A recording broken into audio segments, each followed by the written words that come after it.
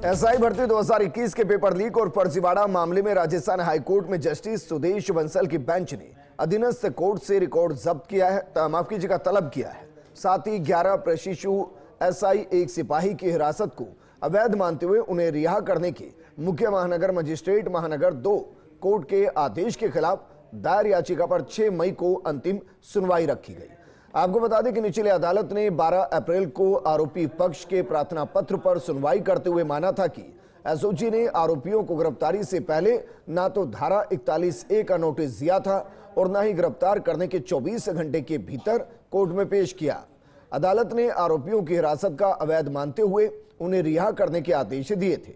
इस आदेश को राज्य सरकार ने हाईकोर्ट में चुनौती दी थी और इस पर सुनवाई करते हुए एकल पीठ ने 15 अप्रैल को आरोपियों को रिहा करने पर रोक लगा दी। हाईकोर्ट के आदेश को सुप्रीम कोर्ट में चुनौती दी गई, लेकिन सुप्रीम कोर्ट ने आरोपियों की एसएलपी को खारिज कर दिया था। हाईकोर्ट को याचिका को 1 सप्ताह में तय करना है। क्रिमिनल मिसलेनियस पिटीशन के द्वारा आज सुनवाई हेतु नियत थी। उस क्रिमिनल मिसलेनियस पिटीशन में 2 एप्लीकेशंस मूव की गई थी स्टेट गवर्नमेंट की तरफ से। स्टेट की तरफ से 2 एप्लीकेशन थी कुछ एडिशनल डॉक्यूमेंट्स रिकॉर्ड पर लेने के लिए, और एक एप्लीकेशन थी नीचे लर्नेड ट्रायल कोर्ट का रिकॉर्ड समन करने के लिए। दोनों एप्लीकेशंस आज राजस्थान उच्च न्यायालय द्वारा अलाउ कर दी गई और मैटर को फाइनल हियरिंग के लिए 6 मई 2024 को पोस्ट किया गया है at 11 AM for final hearing. आगे बढ़ते हैं। टोंके बहीर इलाके में दिन दहाड़े युवक ने छर्रे वाली बंदूक से 2 युवकों पर फायरिंग कर दी। भीड़ का फायदा उठाकर आरोपी मौके से फरार हो गया। परिजनों ने दोनों घायलों को सादत अस्पताल में भर्ती करवाया है। जानकारी के मुताबिक आरोपी आदिल ने दोनों युवकों को मारने की धमकी दी थी और आज सुबह जैसे ही दोनों युवक नमाज पढ़कर मस्जिद से बाहर निकले, आरोपी आदिल ने झगड़ा कर फायरिंग कर दी। उधर सादत अस्पताल के पीएमओ डॉक्टर BL मीणा ने बताया कि दोनों घायलों की हालत अभी स्थिर बनी हुई है। घायलों के शरीर में कुछ छर्रे निकाले जा रहे हैं, कुछ जांच के बाद निकाले जाएंगे। फिलहाल पुलिस मामले की जांच कर रही है। पैसों की छीना जाने कर रहा था, दादागिरी कर रहा था। पहले भी तड़ी पिलाई, नमाज पढ़ के निकला था मैं। पीछे तो फायरिंग करी उनने, जान से मारने की कोशिश करी है। हथियार भी तो उसके पास में। एक बार पहले करिए, फिर दोबारा फिर पीछे लग गया मारने के लिए, तो हम बच के निकले वहाँ से भागे। वो हथियार भी तो फिर पीछे मारने के लिए, जान से मारने के लिए पीछे आ रहा था वो। ये दोनों नमाज़ पढ़कर आ रहे थे बनियों के मंदिर के वहाँ से, तो इन पे भरी हुई बंदूक, जो बंदूक होती है 2 नाली बंदूक जिसमें बारूद और छर्रे भरे हुए थे जानवर को मारने वाली, वो इनके पीछे से इन पे हमला किया। तो इनके पूरे बदन के ऊपर, टांगों पे, रान पे, सर में, पीठ पे, सब जगह छर्रे अभी हॉस्पिटल से निकाले गए हैं। अभी दोपहर में कोई 2 पक्षों में झगड़ा हो गया था बहीर इलाके में। इसमें 2 पेशेंट हमारे पास आए जिनको गोली लगभरी की वो है सूचना। एक जुबैर नाम का है और एक इरफान नाम का है। जुबैर के पीठ से 3-4 गोलियां निकाली हैं, बाकी और एक्सरे के बाद ही चल पाएगा पता कितनी अंदर गोलियां हैं या क्या है। बाकी दोनों की हालत स्थिर है और ठीक है, ऐसे कोई दिक्कत वाली बात है नहीं। रील बनाने की लत एक युवक पर इतनी भारी पड़ी कि उसकी जान चली गई। घटना कोटा के महावीर नगर थाना क्षेत्र के महर्षि गौतम सामुदायिक भवन के पास की है। यहाँ यशवंत नाम का एक युवक अपने कुछ दोस्तों के साथ रील बना रहा था। यशवंत के हाथ में पिस्टल थी और रील बनाने के दौरान अचानक से गोली चल गई, जिसमें यशवंत की मौत हो गई। युवक यशवंत नागर मनोहर थाना का निवासी है। वो अपने दोस्त के यहाँ रहने आया था। पिस्टल से गोली चलने पर यशवंत के सीने में गोली लगी, जिससे उसकी मौत हो गई। पुलिस पूरे मामले की जांच कर रही है। शव को मेडिकल कॉलेज के मोर्चरी में रखवा दिया गया। वहीं पुलिस फिलहाल जांच में जुटी है कि यशवंत के पास पिस्टल कहां से आई और लोडेड पिस्टल लेकर यशवंत क्यों रील बना रहा था। देखिए, महर्षि गौतम सामुदायिक भवन है, उसके पास एक चाय की खड़ी है। उसके पास एक फायरिंग की घटना हुई है जिसमें यशवंत नागर नाम के व्यक्ति को गोली लगी है, जिसको डॉक्टरों ने मृत घोषित कर दिया है और इसके संबंध में हम अभी अनुसंधान कर रहे हैं, कार्रवाई कर रहे हैं। खबर भिवाड़ी से है, जहां नाबालिग से रेप के मामले में गिरफ्तार आरोपी पुलिस कस्टडी से फरार हो गया है। दर्ज मामले की जांच भिवाड़ी डीएसपी कर रहे थे। पुलिस आरोपी को भिवाड़ी से ही पकड़कर डीएसपी के सामने पेश करने के लिए ले जा रही थी और इसी दौरान डीएसपी ऑफिस में पहुंचने से पहले ही आरोपी पुलिस कर्मियों से हाथ छुड़ाकर फरार हो गया। मामले की जानकारी लगते हुए पुलिस ने आनन फानन में ही शहर में नाकाबंदी कर आरोपी की तलाश शुरू कर दी। पुलिस की 3 टीमों का गठन कर आरोपी की तलाश की जा रही है। महिला थाने भिवाड़ी का एक रेप का मामला है जिसका अनुसंधान सीओ भिवाड़ी द्वारा किया जा रहा है। उस मामले में अनुसंधान के लिए जो नामजद आरोपी है उसको भिवाड़ी कस्बे से अनुसंधान के लिए जो हमारी टीम ने बुलाया और उसको साथ ले जा रहे थे, तो सीओ ऑफिस के बाहर जब वो पहुंचा तो वो उतर कर और अपना हाथ छुड़ाकर उसको ऐसा लगा कि शायद उसको गिरफ्तार कर सकते हैं, तो वो डर कर या उस तरीके से वो वहाँ से भाग गया। सामने मॉल था, उसमें उसने भाग के वो बाहर चला गया। टीम ने हमारा पीछा किया उसका, लेकिन वो वहाँ से गायब हो चुका था। जैसलमेर पुलिस ने नशे के सौदागरों के खिलाफ बड़ी कार्रवाई को अंजाम दिया है। अवैध मादक पदार्थ, नकदी और वाहन सहित एक आरोपी को गिरफ्तार किया गया।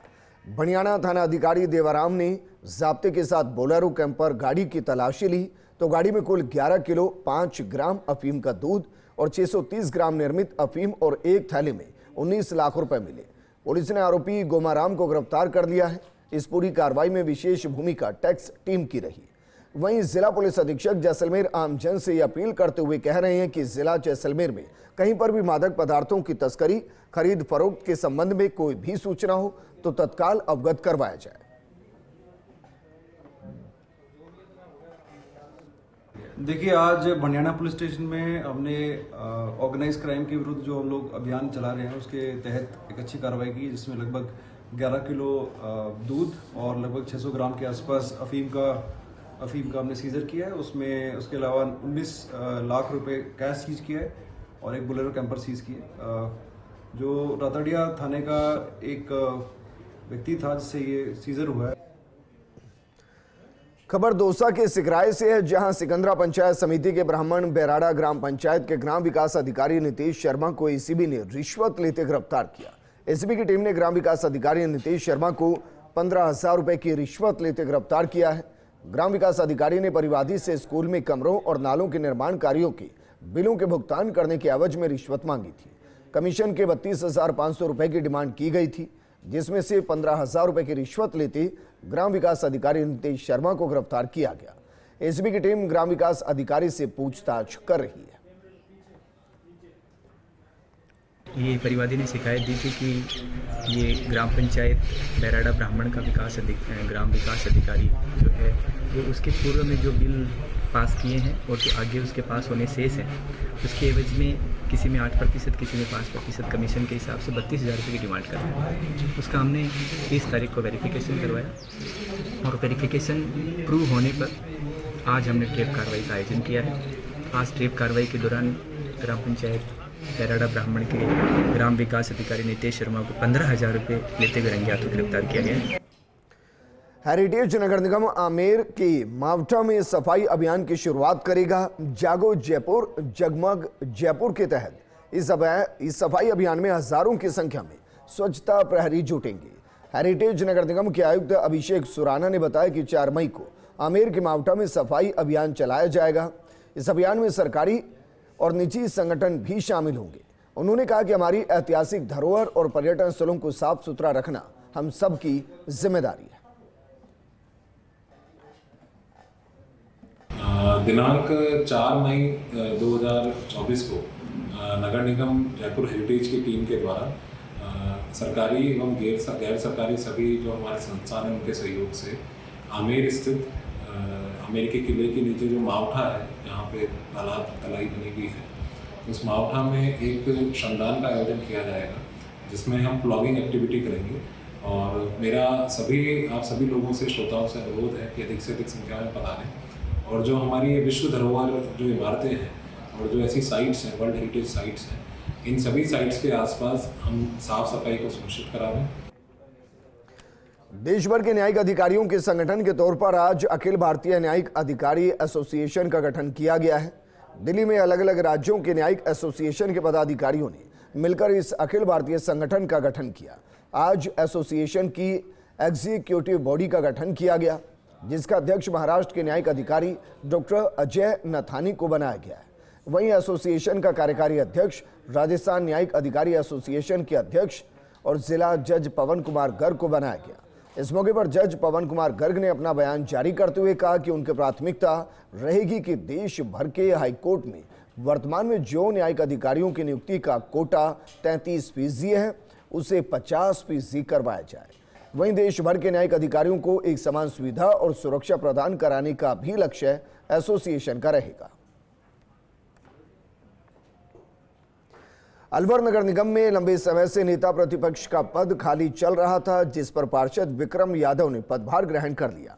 पहले नगर निगम में शुरुआत में कांग्रेस का बोर्ड बना था, जिसके चलते बीजेपी की तरफ से पार्षद सतीश यादव को नेता प्रतिपक्ष घोषित किया गया।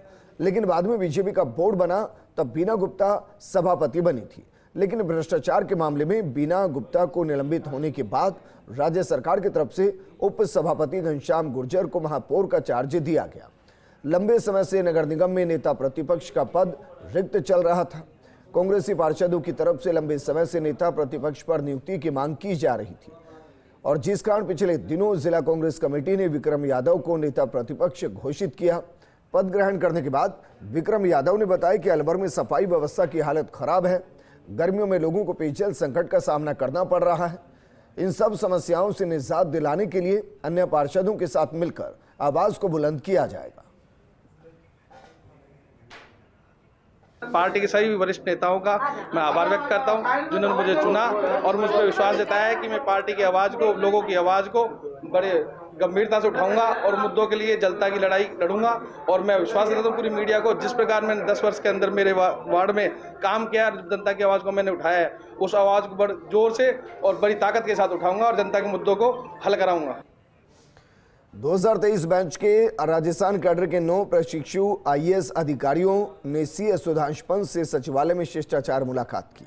इस मौके पर मुख्य सचिव सुधांश पंत ने कहा कि प्रशासनिक अधिकारियों को हमेशा सकारात्मक दृष्टिकोण, साफ नियत और ईमानदारी से काम करना चाहिए। उन्होंने कहा कि भारतीय प्रशासनिक सेवा विभिन्न क्षेत्रों में कार्य करने का अवसर देती है, इसका लाभ उठाकर सदा सीखने की ललक रखनी चाहिए। जयपुर पुलिस कमिश्नरेट पर यातायात महिला सुरक्षा जन जागरूकता अभियान सुरक्षा मान सम्मान के तहत बाइक रैली निकाली गई। बाइक रैली को police commissioner Biju George Joseph ने हरी झंडी दिखाकर रवाना किया। जोसेफ ने बताया कि अभियान के तहत यातायात पुलिस कर्मियों को निर्देशित किया गया है कि वो सभी मोहल्लों, गलियों में जाकर रैली और मीटिंग कर लोगों को यातायात नियमों की पालना करने के बारे में जागरूक करेंगे। साथ ही नशा करके वाहन नहीं चलाने के लिए भी कहेंगे। यातायात नियम तोड़ने से पहले समझाइश करेंगे, नहीं मानने पर कानूनी कार्रवाई करने की भी बात कही। उन्होंने महिला सुरक्षा के बारे में बताते हुए कहा कि पुलिस कमिश्नरेट में महिला हेल्पलाइन है जो 24 घंटे कार्य करती है। रैली में अतिरिक्त पुलिस कमिश्नर प्रीति चंद्रा, कुंवर राष्ट्रदीप और महिला पुलिस उपायुक्त ने भी बाइक पर भ्रमण किया। इस माह में हम एक तो यातायात सुरक्षा हेतु एक इंटेंसिव कैंपेन शुरू कर रहा है, तो उसके पहले एक बार जागरूक करने के लिए, पब्लिक को जागरूक करने के लिए कि आपको यातायात का नियमों का पूरा पालना करना है। और साथ साथ हमारे यातायात कर्मियों को ये बताया गया है कि एक बार सारे जगहों पे, सारे मोहल्लों में, सारे एरियाज़ में जाके बता दीजिए कि ट्रैफिक का नियमों को पालना करना है। आगे बढ़ते हैं। अजमेर से खबर है। अजमेर के DRM ऑफिस में जॉली LLB की शूटिंग बॉलीवुड फिल्मों के सुपरस्टार अक्षय कुमार पहुंचे। पुष्कर स्थित प्रताप होटल में अभिनेता अरशद वारसी पूर्व में ही आ चुके हैं अजमेर। कल DRM ऑफिस में फिल्म का शूट किया गया है। अक्षय कुमार से मिलने वालों की भीड़ नजर आई।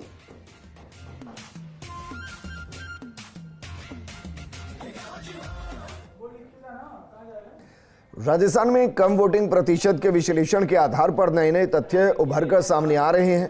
प्रदेश में वोटिंग प्रतिशत का बूथवार विश्लेषण करें तो राजस्थान में 61 में से 70% वाले सबसे ज्यादा 18,328 बूथ हैं। साथ ही 11 से 21% वाले सबसे कम 11 बूथ हैं।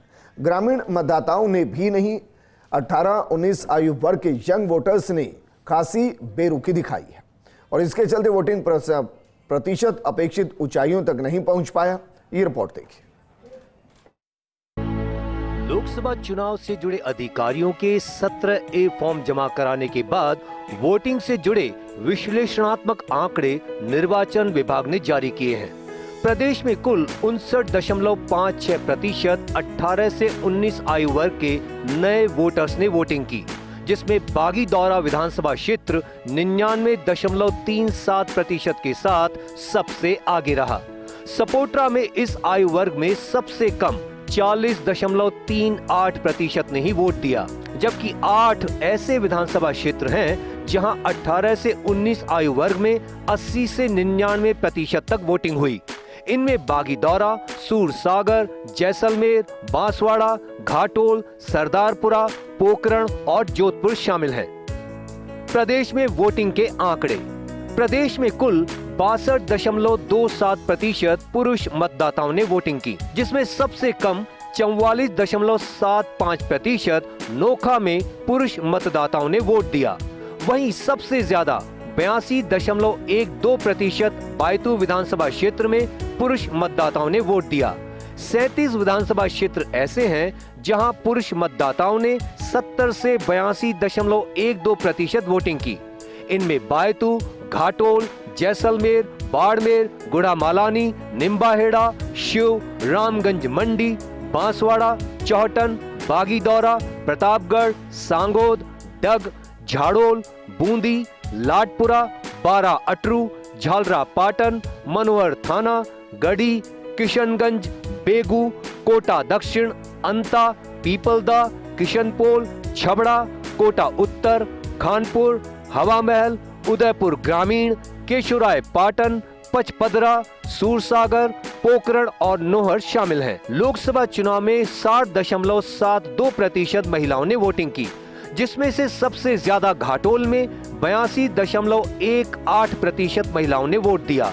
सबसे कम नोखा में 35.03% महिलाओं ने वोटिंग की। 19 ऐसे विधानसभा क्षेत्र हैं जहां महिलाओं की वोटिंग 70 से 82.68% है। इनमें बायतू, घाटोल, जैसलमेर, बाड़मेर, गुड़ामालानी, निम्बाहेड़ा, शिव, रामगंज मंडी, बांसवाड़ा, चौहटन, बागीदौरा, प्रतापगढ़, सांगोद, डग, झाड़ोल, बूंदी और लाडपुरा शामिल हैं। वोटिंग का बूथवार विश्लेषण।